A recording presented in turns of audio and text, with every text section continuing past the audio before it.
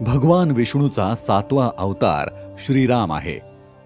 असुर रावणाचा वध करण्यासाठी भगवान विष्णूने रामाच्या रूपात अवतार घेतला. परंतु केवळ त्यासाठीच नाही तर आपल्या लौकिक जीवनात आपण कसं वागलं पाहिजे हे शिकवण्यासाठी ते आदर्श पुरुष, बंधू, पती, मुलगा आहेत. राम हा एक असा अवतार आहे ज्याच्याकडून आदर्शाचं कसं पालन केलं पाहिजे, खरा धर्म म्हणजे काय आहे हे त्यांच्या श्रीराम अवतारावरून समजतं. श्रोतेहो नमस्कार, मी आहे आपला सहपाठी मित्र श्रेयस आणि आपण कुकू FM वर ऐकत आहात विष्णूच्या 10 अवतारांची कथा. श्रीराम हे भगवान विष्णू यांचे 7वे अवतार. अयोध्या नगरीचे सूर्यवंशी महाराज दशरथ आणि महाराणी कौशल्या यांचे ते पुत्र. कृष्णाबरोबरच राम हा विष्णूचा सर्वात महत्वाचा अवतार मानला जातो. श्रीरामांना हिंदू धर्मात मर्यादा पुरुषोत्तम, परिपूर्ण मनुष्य, सद्गुणांचा भगवान असं संबोधलं जातं. भगवान विष्णूने श्रीरामाचा जन्म घेण्यामागचं प्रमुख ध्येय म्हणजे रावणाचा नाश करणं, धर्म पुन्हा स्थापन करण्यासाठी पृथ्वीला पापमुक्त करणं. पण हे करत असताना श्रीरामांनी आपल्या जीवनातील प्रत्येक क्षण आपल्यासाठी प्रेरणादायी बनवून एक आदर्श निर्माण केला. रामावताराची कथा सर्वप्रथम नारद मुनींनी महर्षी वाल्मिकींना ऐकवली. नंतर ही कथा अग्निदेवाने मुनी वशिष्ठांना सांगितली. कथेनुसार राजा दशरथाकडे भगवान विष्णू 4 रूपात प्रकट झाले: श्रीरामचंद्र, भरत, लक्ष्मण आणि शत्रुघ्न. श्रीराम हा त्रेता युगातील विष्णूचा अवतार. राक्षस राजा रावण आणि मानव जातीला त्रास देणाऱ्या इतर राक्षसांपासून मुक्त करण्यासाठी विष्णूंनी हा अवतार घेतला. रावणाने ब्रह्मदेवाची 100 वर्ष एका पायावर उभं राहून तपश्चर्या केली. त्याच्या भक्ती व तपश्चर्येने प्रसन्न होऊन ब्रह्माजींनी त्यांना वरदान दिलं. रावणाने अमरत्व मागितलं पण ब्रह्माने ते नाकारलं. त्यानंतर रावणाने भगवान ब्रह्मदेवाला देवता, इतर राक्षस, सर्प, स्वर्गीय आत्मे, जंगली श्वापदांपेक्षा श्रेष्ठत्व देण्यास सांगितलं. मानव जातीकडून काही नुकसान नाही असा विचार करून त्याने ब्रह्माकडून काही संरक्षण मागितलं नाही. ब्रह्मानी त्याला अमृत, दैवी शक्ती, दैवी शस्त्रास्त्र दिली. यातच त्याला अभिमान वाटला आणि त्याच्या उद्धटपणाची तिथंच बीजे पेरली गेली. वरदान मिळाल्यानंतर रावण दुष्ट झाला. त्याने आपल्या शक्तींचा दुरुपयोग केला. देवतांनी भगवान विष्णूजवळ जाऊन विनंती केली की कृपया या अहंकारी राक्षसाच्या दहशतीपासून आमचं रक्षण करा. त्यांचा आक्रोश ऐकून भगवान विष्णूंनी त्यांना आश्वासन दिलं की मी पृथ्वीवर जन्म घेऊन तिन्ही जगाला रावणाच्या दहशतीपासून मुक्त करेन. या अवतारात भगवान विष्णूने अयोध्येचा राजा दशरथाचा ज्येष्ठ पुत्र श्रीराम म्हणून जन्म घेतला आणि पृथ्वीला सर्व राक्षसांपासून मुक्त करण्यासाठी व मानव जातीला इच्छेपेक्षा कर्तव्याचं महत्त्व शिकवण्यासाठी दशरथाचे 4 पुत्र श्रीराम, लक्ष्मण, भरत, शत्रुघ्न अवतरले. या 4ही जणांना शस्त्र, शास्त्र, ज्ञान गुरु वशिष्ठांनी दिले. ऋषी विश्वामित्र घनदाट जंगलात राहत होते. यज्ञाच्या वेळी राक्षस त्यांना फार त्रास देत असत. विश्वामित्र या त्रासाला कंटाळले होते. ते राजा दशरथाला भेटले व त्यांनी मदत मागितली.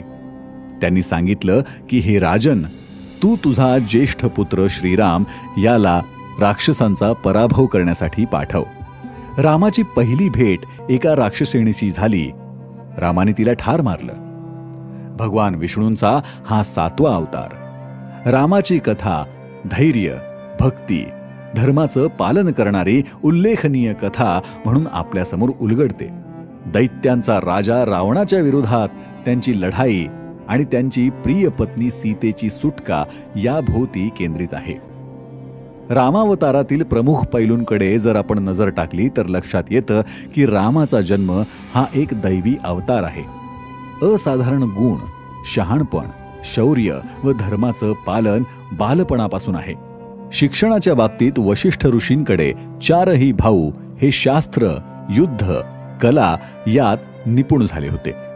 रामाने भगवान शिवाचे दैवी धनुष्य उचलून मिथिलेच्या जनकाची कन्या सीता हिच्याशी केलेला विवाह सीता स्वयंवर या नावाने ओळखला जातो.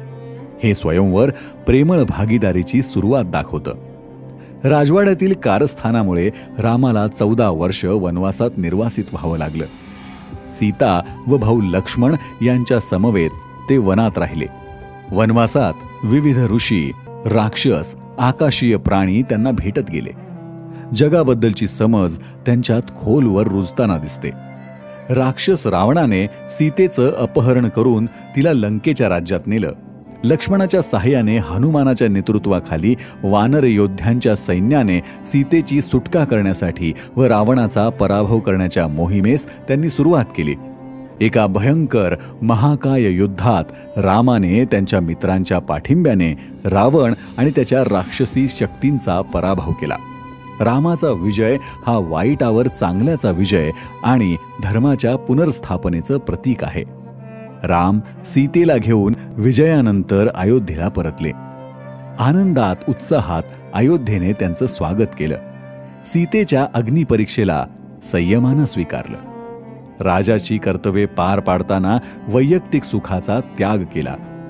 राम हा शांतता, समृद्धी व धर्माचं पालन करण्याच्या सुवर्णयुगाचा शुभारंभ करणारा राजा आहे. रामाची धर्माप्रती असलेली अतूट बांधिलकी धार्मिक जीवनासाठी एक आदर्श आहे.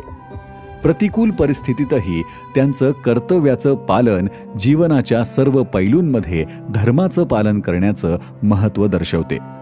रावणावर रामाचा विजय हा चांगल्या व वाईट यांच्यातील चिरंतन संघर्षाचं प्रतीक आहे. सद्गुणांचा अंतिम विजय व दुष्टतेच्या पतनावर जोर देतो.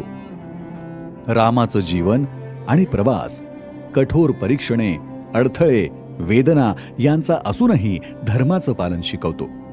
वडिलांच्या सन्मानार्थ रामाने अयोध्येच्या सिंहासनावरचा दावा सोडून 14 वर्ष वनवास भोगला. रामाबरोबर पत्नी सीता व बंधू लक्ष्मणही त्यांना साथ देतात. वनवासात असताना सीतेचे लंकाधिपती राक्षस सम्राट रावणाने अपहरण केले.